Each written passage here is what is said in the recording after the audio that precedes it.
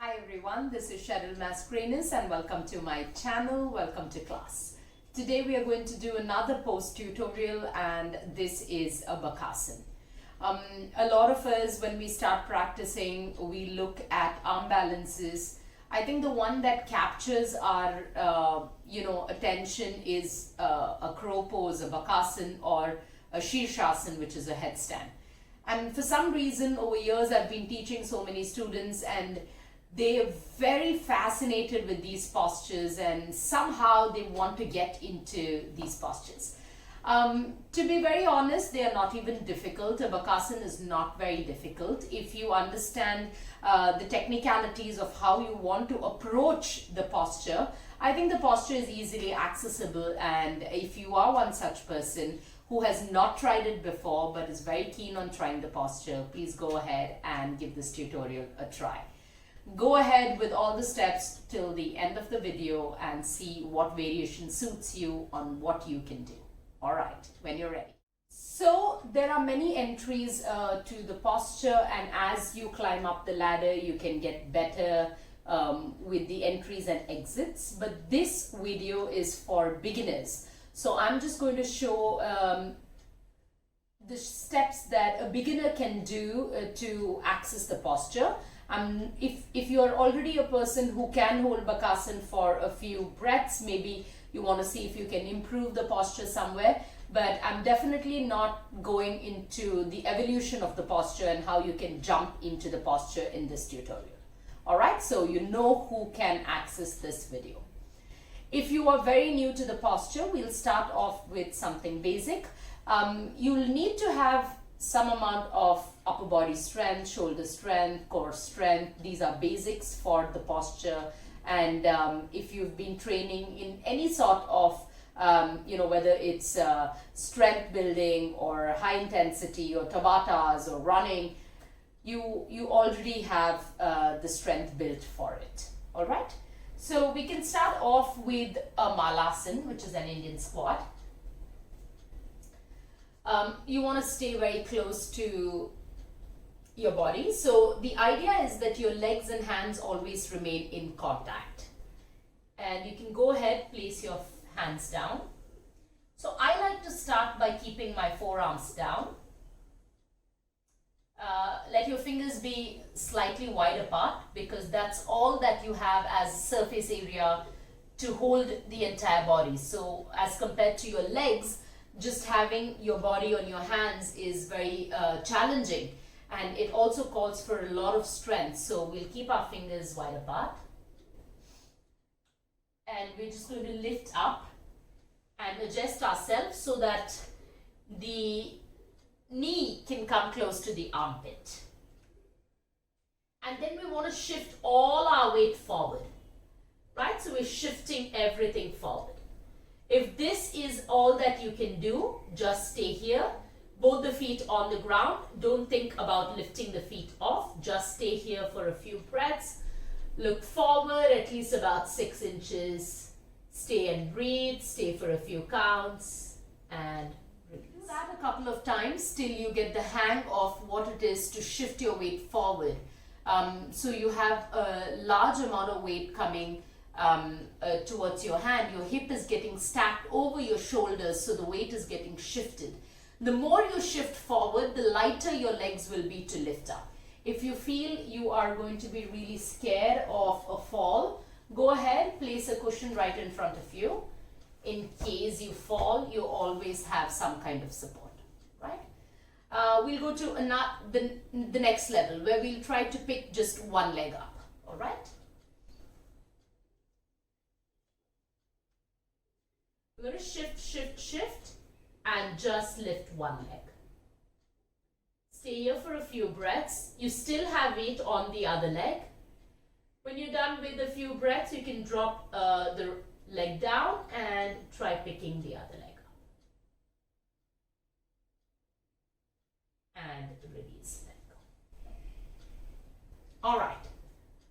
So try getting this posture a few times. See how it feels to lift one leg up. Try to point your toes and think of the hips going up towards the ceiling. The higher the hips go, the better it is because the more the weight gets shifted forward. So hips are naturally heavy, and if you keep the hips lying backwards, then there is a great chance you'll fall back or you won't be able to lift up, because obviously there's a lot of weight towards the back of your body. Go ahead and we'll try to lift both the legs. If one leg was accessible and easy, let's try to take this one notch higher. I'm still going to keep the cushion in front in case you feel scared. You know you won't break your nose.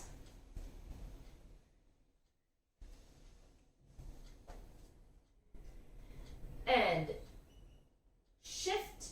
One leg comes up and put a little more weight on your hands and see if you can lift the other leg up.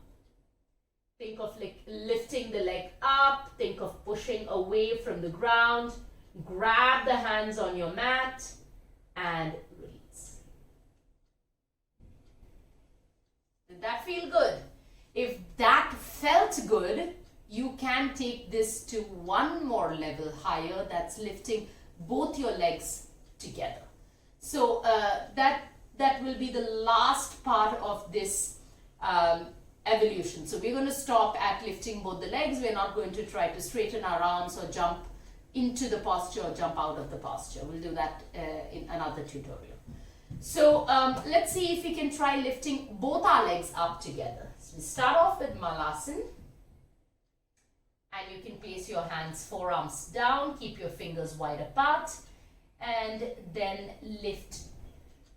Stay on your palms. Readjust your legs, keep them in your armpit. Shift, shift, shift, shift, shift, and see if you can lift both the legs up. You don't need to, but it's always nice and challenging to see if you can get to lift both your legs up together. All right, and release. I hope that felt good. We'll go through all of the sequences once again. So see where you are and see where you're getting stuck and what is it that you need to train yourself. So the more you become mindful, the more you go within to understand where is it that you're finding difficulty, you'll be able to go ahead and train yourself. If all of this is not possible, I also have another option where you can keep a couple of cushions, or if you have blocks, you can keep your blocks next to you and start off with your head being on the block or on your cushion. So say, start off with the head being here and adjust yourself, see if it feels comfortable to lift the legs.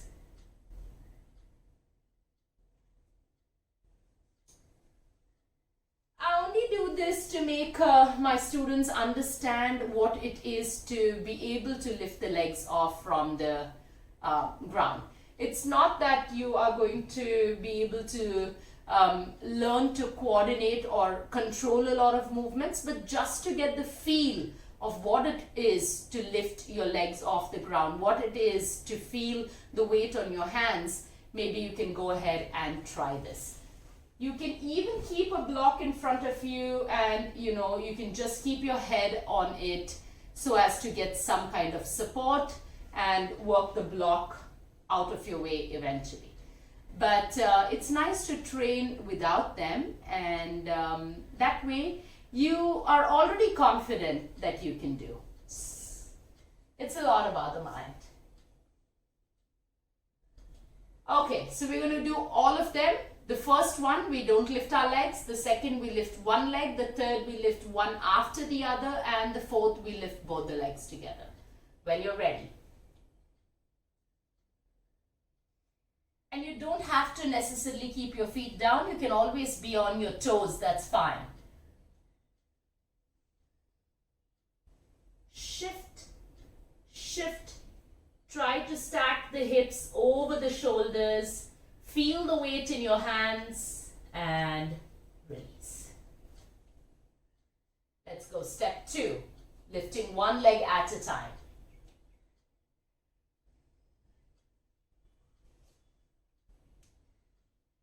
Shift, lift 1. Try to feel the weight in your hands. Stay there for a few breaths. drop that leg, lift the other leg. Try to keep contact between your legs and hands at all times. Legs pushing into your hands, hands pushing the legs away. So opposite forces acting on each other. Let's go to the third round. If you felt this was difficult, stay at this. If you felt this was accessible and you want to give it a try, even if it means that you can lift the other leg just half an inch off the ground, you're good to go. All right, let's go. And one leg comes up. And let's see if we can shift a little more weight forward. Can we, even if it's just this much, it's fine. Or you can lift up completely, that's fine. Stay here a few breaths and release. Perfect. If this felt good, and even if it was just for a few seconds, guys, it's fine. Most often we feel like, oh, I need to stay longer. Yes, you do. And that's going to come with practice and with time. But even a second it's such a boost to the body and mind that I think you should celebrate even if it's just a second. All right, if that happened, let's try lifting both the legs together. Just be aware and don't be scared to try. Let's go ahead. Stack your armpit into, or knees into the armpit, press them against each other and go ahead. Let's lift both. Think about lifting, lifting, lifting, lifting. Let the chest come up. You're looking 6 inches forward. Try not to drop your head down, because if you drop your head down, you will fall down. Always remember, where the gaze is, that's where you're going. So think of looking forward, not up, not straight, down 6 inches in front of you, but don't drop your head down. There's a difference between your gaze and your head. So try not to drop the head down, try only to drop your gaze down. I'm going to do that one last time, showing you the difference between the gaze and the head.